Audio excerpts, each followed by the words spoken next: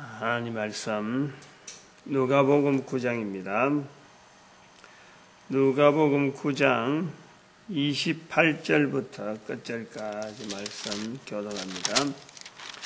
28절 말씀 제가 먼저 받들어 봉독드립니다. 이 말씀을 하신 후 8일쯤 되어 예수께서 베드로와 요한과 야고보를 데리시고 기도하시러 산에 올라가사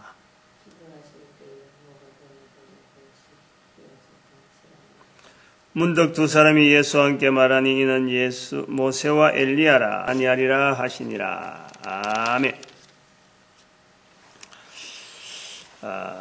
누가복음 9장에 거의 마지막 부분에 가면은 예수님께서 이제는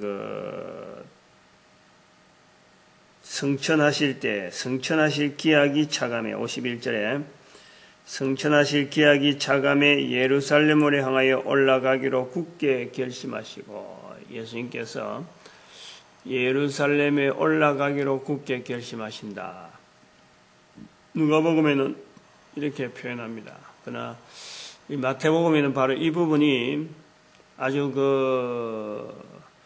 마태복음 전체 구도에서 아주 분명한 어떤 구도 자체를 보고 그걸 통해서 마태복음의 구도를 통해서 예수님께서 예루살렘에 올라가는 그 내용에 예수님의 삶 전체에 대한 어떤 줄거리 아니면은 예루살렘에서의 그 성천에 이루어지는 고난받고 성천이 이루어지는 예수님의 모든 삶의 마감, 이 땅에서 보여주는 마감의 모습에서 예루살렘으로 올라가는 그것을 흔적을 나타냅니다.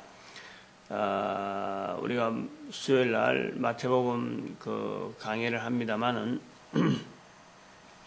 16장 21절에 그때부터 시작해서 이때로부터 하는 그 말씀이 이제는 예루살렘에서 고난받는다, 죽임을 당하고 3일 만에 바리새인들과 서기관들에게 고난을 받고 3일 만에 다시 산다. 그리고 또 17장 22절에 마태복음 17장 22절에 또 한 번 더 그 말씀을 하게 되죠. 그리고 마태복음 20장 17절에 그 말씀을 하게 되면서 마태복음의 전체 구도를 21장에 나오는 예루살렘에 가까이 와서 하는 그 부분에서 이제는 또 다른 어떤 형태의 글의 형태를 우리가 보는 그런 거로 봐서 예루살렘에 올라가는 것을 굉장히 조심스럽게 다룬다 이거예요. 물론 누가복음도 그것을 조심스럽게 다루는 것은 사실인데 누가복음은 이제 굳게 결심하시고 한 절에다가 표현하는가 하면은 마태복음은 마태복음을 처음에 기록하면서 차츰 마지막을 어떻게 정리할 것인가 하는 그런 구도, 책의 마지막을 어떻게 정리할까 하는 그 구도로 볼 때는 이 예루살렘에 올라가는 것으로 해서 아마 정리를 해야 되겠다. 아마 그렇게 구도를 잡은 거로 봐집니다. 근데 요거는 누가 보면 이제 그것을 보고, 마태복음을 보고, 또 마가복음을 보고 기록한 것이로 보니까 마태복음의 그런 뉘앙스를 알고 한 절에다가 이제 표현하는 그런 거로 생각이 되어집니다. 여기서 우리가 하나 생각해야 될 것은 이제 예루살렘을 향하여 올라가기로 결심하고 올라가는데 사마리아인의 한 촌에 들어갔다 이거예요. 사마리아인의 한 촌에 들어갔는데 이 한 촌에서 예수님을 맞이하지 아니했다. 받아들이지 아니하는지라 이렇게 했어요.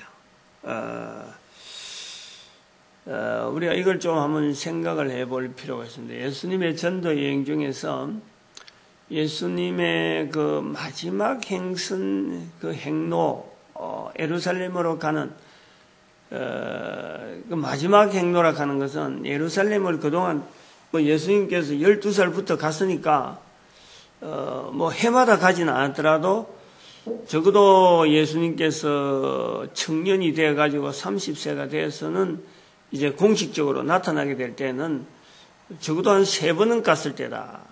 갔는데 그 행로가 그때그때마다 달라졌고, 이 마지막 행로에서 사마리아의 한 성으로 들어간 거로 우리가 추정을 해 볼 수 있습니다. 그렇다면은 사마리아인과 유대인은 서로 상종하지 아니하는지라 요한복음에 그렇게 기록되어 있거든요. 유대인들이 사마리아인을 상종하지 않는 거다 이렇게 되어 있습니다. 사마리아인들은 그래서 유대인들이 자기를 상종하지 않는 것으로 인식을 하고 있는 거죠. 요한복음에 이제 그렇게 표현하고, 요한복음 4장에 그렇게 표현하고 있는데, 그렇다면 우리가 한번 알아봐야 될 부분이 있죠. 요한복음 4장에서는 요한복음 4장에서는 그 사마리아 여인, 수가성의 여인, 그 우물가의 사건이 기록되어 있으면서 거기에는요, 예수님께서 하룻밤을 주무십니다. 그 성에서 받아들이는 거예요. 받아들여서 사마리아 여인에게, 그 여인에게도 이제는 당신 때문에 예수를 처음에는 당신 때문에 알았지만은 이제는 당신 때문에 아니라 우리가 그의 들은 말, 그로부터 들은 말을 통해서 우리는 하나님인 줄, 그 하나님께서 보낸 선지자인 줄 알았다라고 표현하고 있는 거예요. 이런 것하고 이제 중복이 되면서, 중복이란다, 하나의 상충, 서로 안 맞잖아요. 여기는 본문에서는 받아들이지 아니한지라 53절에, 누가복음 9장 53절에 예루살렘으로 향하여 가시는 고로 저희가 받아들이지 아니하시는지라. 받아들이지 않아요. 그래서 야고보와 그 요한이 우리가 불을 명하여 저희를 멸하려 할까 이렇게 뭐 말한단 말이에요. 근데 예수님께서 말리시잖아요. 근데 그 요한복음에는 그걸 받아들이는 거로 되어 있단 말이에요. 이런 것을 어떻게 볼 거냐. 여기서 우리가 추정이라고 하는 이런 상황이 전개되었을 것이다 하는 것을 하지 않으면은 이 설명이 안 되는 거예요. 그것도 마음대로 막 추정할 수는 없는 거죠. 이제 추정을 해보려고 하면은 볼 땐 그렇습니다. 예수님께서 분명히 사마리아 성으로 들어갔고 하룻밤을 주무셨고, 그리고 거기에서는 하룻밤 주무실 때는 아마 대접을 받았죠. 받았는데 여기 마태복음에, 누가복음에서는 그 배척하는 거로 나와 있으니까 이 사건이 어찌 됐냐. 아마도 제가 이제 추정할 땐 그런 거예요. 하룻밤을 잠을 자는 동안에 그 동네가 불안해지는 거죠. 불안해지는 거예요. 다른 동네에서는 예수님께서 주무시면은 어디 오락하면은 막 반기잖아요. 어느 동네든지 예수님을 반깁니다.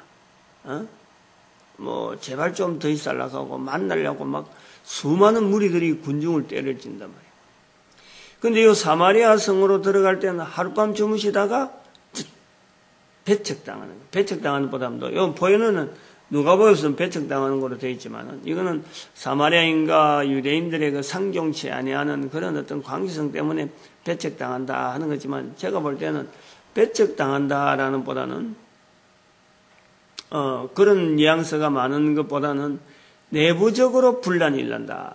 왜 내부적으로 분란이 일나느냐. 다른 데서는 예수님이 오락하고 이랬는데 왜 사마리아 성에는 이게 분란이 일어나냐. 바로 그것이 제가 마태복음에서 꾸준하게 말씀한, 특별히 마태복음 16장 21절 이후와 마태복음 그 21장 사이에 그 마태복음 20장 34절, 20장의 마지막 절, 21장 되기 전에 그 사건을 하나로 묶는 그 표현에서 우리는 찾아내는 거죠. 다시 말씀하면은 마태복음 16장 이전에는 예수님께서 이곳저곳 다니면서 많은 곳을 병자를 고치고 저들을 가르치고 이적을 행하고 또 기적을 나타내면서 사람들의 그 여러 가지 시선이라든지 이런 것을 본인의 몸으로 집중할 수 있는 하는 그런 것을 많이 나타냈어요.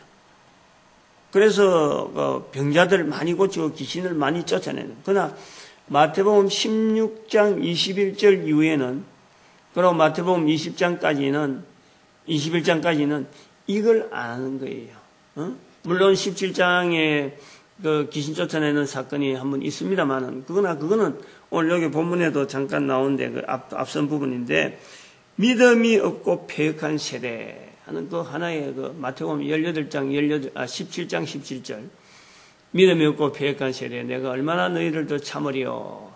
지금의 현재 상황을 표현하는 하나의 사건으로 대표적인 거로 우리가 나타내기 위한 들어간 것이 아니냐. 그래 보고 뭐 그거 한 건 정도에 있었지 나머지는 이적을 행하려고 하지 않은 예수님의 어떤 의도를 우리가 본단 말이에요. 예수님이. 그래서 사마리아 성에 들어가도 아마 사마리아 성의 사람들이 그랬을 겁니다. 맞아들이는 사람은 벌써 예수님을 통해서 소문은 이미 어떻게든지 들었을 거고 그래서 예수님 오셨다 그러니까 아마 그 기대를 했었겠죠. 그 이적 행하기를 기대를 했을 거라. 그런데 이적은 안 행하시고 자꾸 예수님은 천국에 대한 말씀만 이제 계속해서 나타내니까 아마 그 중에 몇몇 사람들이 우리가 들은 예수와는 다르다 하는 이런 그 어떤 반론이 나왔을 거란 말이에요. 그렇게 추정한단 말이에요. 그러니까 내분이 일어나는 거예요. 내분이 일어났으니까 그 내분 때문에 뭐 모시자, 계속 모시자, 안 그러면 이제 더 이상 못하겠다. 그리고 집에, 어느 집에 있었든지 그 집에 그 사람이 말이죠. 어느 편에 들었든 간에 아무래도 그 여러 가지 동네 사람들, 오래간만에 뭐 유대인들이 와서 하룻밤 자고 하니까 뭐 보통 관심이 가는 게 아니고 온 동네 사람들이 관심을 가지는데 이거 뭐 이적도 한번 없이 뭐 보내니까 밋밋하고 말이에요. 이 뭔가 자기들 기대한 것 같이는 안 되고 그러니까 내분이 일어나는 거야. 한쪽에서는 따르는 사람, 한쪽에서는 기대 밖에 또 딴 것도 생각하는 그런 사람들이다 보니까 이것이 받아들이지 아니하는 쪽으로, 즉 괜히 문제 일어나는 것보다는 문제 안 일어나는 게 낫잖아요. 그 동네 사람 볼 때는. 그러니까 뭐 참 찬성하는 쪽에 예수님을 받아들이는 사람들도 아마 참 좋은 그 관계성은 있지만은 동네 사람들이 벌써 이게 분란이 일어나니까 한 사람이라도 그래가지고 뭐 괜히 와서 행패 잡고 이래서 하니까 동네가 시끄럽거든. 그러면은 뭐 차라리 예수님께서 이제 더 머물지 않는 게 좋겠다. 그런 거로 봅니다. 왜냐면은 동네 사람들이 한 하루에 들어가가지고 말이에요. 하룻밤만 지낸다는 건요. 이거는 큰 손님을, 특히 그 예수님 같이 이런 분이 만약 거기서 이적을 행하고 막 이랬더라면요. 그게 어떻게 하루만 지내겠어요? 맨날 며칠을 두고 있을 거라. 그리고 그 사람들이 이렇게 배척할 이유가 없죠. 맞아들이는 거죠. 맞아들이는데. 여기서 그런 걸 하고 연결해 볼 때 51절에 굳게 결심하시고 하는 표현에서 이적을 행해서 예수님을 따라오는 이 그 형태가 결국 오래 가지 않을 그 인간들의 심성을 내다보는 거예요. 예수님은 본인으로 예수님으로 하여금 죄 용서받는 구세주로 인정되어지길 바라지 거기서 이적이나 행하고 자기들의 어떤 편리한 잘못하면은 마치 그 요술방망이처럼 말이지 말만 하면 뭐 툭툭툭 나오는 그런 쪽의 그 인식이 되어지는 것을 원하지 아니한다. 그래서 분란이 일어나고 여러 가지 소란이 일어나더라도 그런 그 예수님에 대한 믿음 자체를 흩뜨릴 수가 없고, 그런 거 조금 참 타협해가지고 어떤 인기 위주로 사람들이 많이 따르는 그런 위주로 예수님이 부각되어지기를 원치 아니하시는 방향으로 굳게 결심했다라는 것을 제가 해석을 하려고 합니다. 그러니까 이 요한복음의 그 4장에 있는 사마리아 여인의 수가성 여인의 그 사건과 거기서는 맞이하고 여기서는 이제는 그 배척당하는 받아들이지 아니하는지라 하는 이런 표현의 어떤 부분에 어떻게 추정으로 통해서 정리를 해볼 수 있지 않느냐 그래 봅니다. 그리고 이제 그 뒤에 제자 야고보와 요한이 불을 명하여 하늘을 쫓아내려 저희를 멸하려기를 원하시나이까. 이거는 뭐 유대인들의 감정으로서는 얼마든지 참 타당한 그런 거죠. 맞이했다가 하루 만에 좀 이렇게 받아들이지 않는 쪽으로 막 하니까 이거는 굉장히 유대인으로서 사마리아 성에 들어가는 것도 이거는 유대인들이 굉장히 버거워했는데 그것을 자기들로 이거 무시하고 말이지 내보내는 쪽으로 하니까 이게 굉장히 그 자존심 걸린 문제라. 그러니까 뭐 이 하찮은 것들까지 예수님의 능력으로 한번 본때를 보여줄까 하는 그런 쪽으로 한 거죠. 조금은 그 성급한 판단으로 보고 예수님께서 여기서도 그러지 말라라고 하는 것은 일반 유대인들이 보는 그 사마리아인과 완전히 다른, 즉 한 영혼에 대한 이 기대를 예수님은 보여주시지 그 어떤 국적이나 또 어떤 종족 간의 갈등 그거 표출되기를 하나님은 원하시지 않는다. 결국 예수님을 어떻게 받아들일 것인가? 예수님을 어떻게 받아들일까? 그 종족이나 그 민족이 또 그 국민들이 처해 있는 환경에 따라서 이것을 자연히 참 무난하게 인격적으로 예수님을 받아들이기를 예수님이 원하고 있는 거예요. 만약에 말이죠. 만약에 우리가 뭐 그럴 일은 없겠지만은 제자들의 그 자세처럼 예수님이 됐다. 그런 것이 조금이라도 보였다 그러면요. 우리는 이 성경이 오늘날 이렇게 남아있지 않을 것 같아요. 있어야 될 이유가 없어요. 그 한 영혼에 대한 그 갈등, 그것이 한 영혼에 대한 그 갈망, 결국 살아있을 동안에 우리에게 참 예수 그리스도를 고백할 수 있는 이 기회를 예수님은 이 풍성하게 우리에게 허락하는 거예요.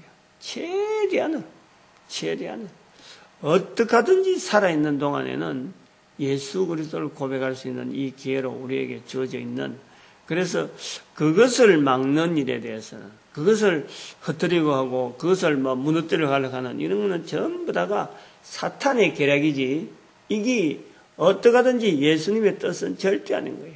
절대 아니에요. 우리가 그런 걸 볼 때라도 이단 운운하고 또 종교적으로 이렇게 분쟁하려고 하고 민족적인 감정을 가지고 하고 또 우리 지방색을 가지고 이렇게 나누려고 하는 이런 거는요, 철저하게 우리는 이걸 그거 자체를 배척하고 어떻게 하든지 예수 그리스도 이름 안에서 통일되게 하는 데는 하여튼 최선을 다해야 돼요. 최선을 다해.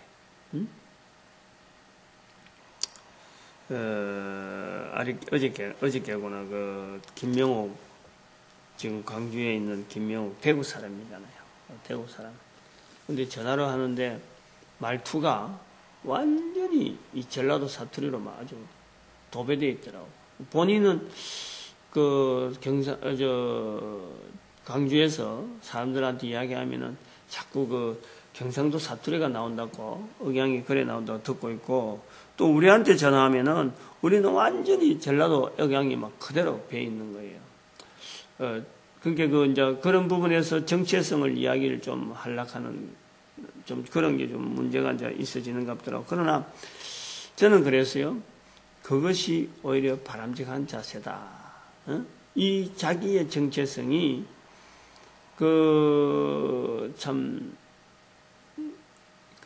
목회하는 남편 따라서 광주에 가서 살게 돼가지고 언어 자체가 저렇게 변화되어 가는 걸 보면서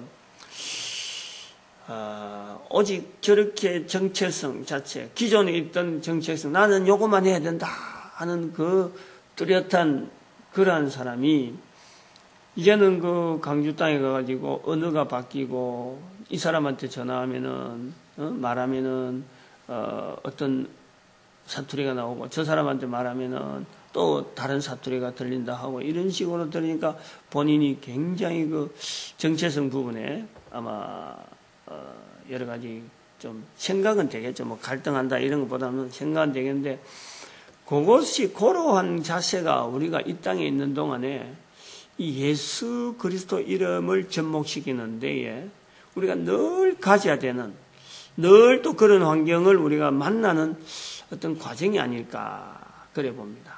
이게 긴장해야 될 수밖에 없죠.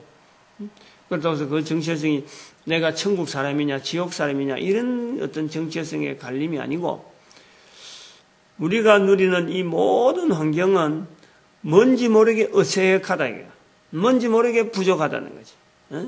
그러나 꾸준하고 꼭 서로 간에 공유해야 될 것이 뭐냐? 예수 그리스도에 대한 공통된 표현이 과연 나올 수 있느냐? 과연 나올 수 있느냐? 광주 사람이나 대구 사람이나 서로 간에 참 표현 자체는 서로 억색한 게 있더라도 그러나 하나의 공통된 표현, 서로 간에 대화를 하면 뭔가 그래도 알아먹어가는 부분이 있잖아요. 그것 때문에 유지가 되어가는 거예요. 만약에 완전히 말 못 알아듣는다면은 이거는 같은 나라라고 볼 수가 없는 거죠.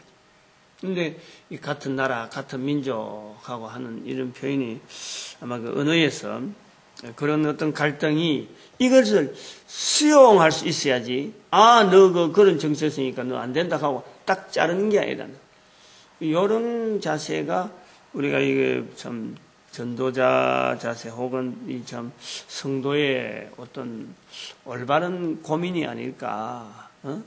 저 영혼이 저런 모습으로 살아가는데 과연 저것이 참 내가 볼 때는 전혀 우리 편은 아닌데 전혀 내하고는 관계없는데 그러나 하나님 편에 볼 때는 이건 완전히 예수 그리스도 이름 자랑하는 한 사람이다. 그럴 적에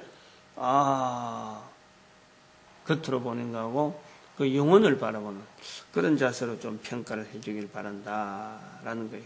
그래서 오늘 여기 나오는 예수님께서 돌아보시며 꾸짖으시고 15절에 9장 50절에 오히려 예수님께서 제자들을 꾸짖는다는 거죠. 제자들을.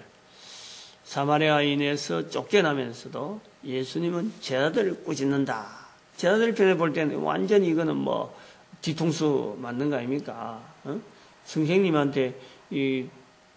선생님한테 듣기 좋아라고 한 말인데 오히려 그 선생님이 꾸짖는단 말이에요. 간단하게 표현했지만은 이거는 제자들에게 굉장히 이 네 분이 이 예수님이 도대체 정책을 모르겠다. 예수님의 정체성에 대한 이 갈등을 가질 수 있는 그런 표현이다. 그러나 예수님은 오직 하나 자신을 부를 때에 이적을 보지 아니하고 구세주로서 죄에서 용서받는 그 한 사람으로서 예수님을 바라보기를 인격적으로 바라보기를 예수님은 기대하시고 또 하나는 예수님은 이제 성천하실 거라. 남아있는 인간들끼리가 서로 간에 하나의 음성으로 모든 사람이 합력해서 지금 당장은 안 되더라도 앞으로 두고 이 일을 이제 기다려 주실 예수님. 모든 사람이 하나 되어지기를. 그래서 오직 저들이 원수는 누구냐? 사람의 원수는 바로 이 마귀인 줄 알고 사탄인 줄 알고 대적할 수 있는 그런 것을 원하지 않는가. 그렇게 오늘 본문을 통해서 누가복음 9장 마지막 부분에 있는 예수님이 한 사마리아 한촌에 들어간 것과 그래서 영접하지 못하는 것. 그러나 요한복음에서는 하룻밤 장구로 분명히 나와 있으니까 요 관계 정리하고 제자들이 예수님 앞에서 성을 멸하려까 번개를 하늘에 우레를 명하라 합니까? 하늘에 불을 명하여 하늘로 쫓아내려 저희를 멸하는 것을 원합니까? 하고 하는 이런 표현을 통해서 결국 이 모든 표현 자체에서 우리가 주를 증거하는 언어로 바꿔가는 이런 시도를 한번 해봅니다. 오늘도 우리가 참 이런 전도자의 자세, 갈등, 광주 사람이냐, 대구 사람이냐, 언어를 통해서 이런 정체성이 나타나는 이런 부분도 다 우리가 전도적인 환경에서 볼 때는 이것이 바람직하고 참 응용해 볼 만한 그런 부분이 많다 그래 볼 수 있습니다. 오늘도 우리 하나님 앞에 부르짖는 기도,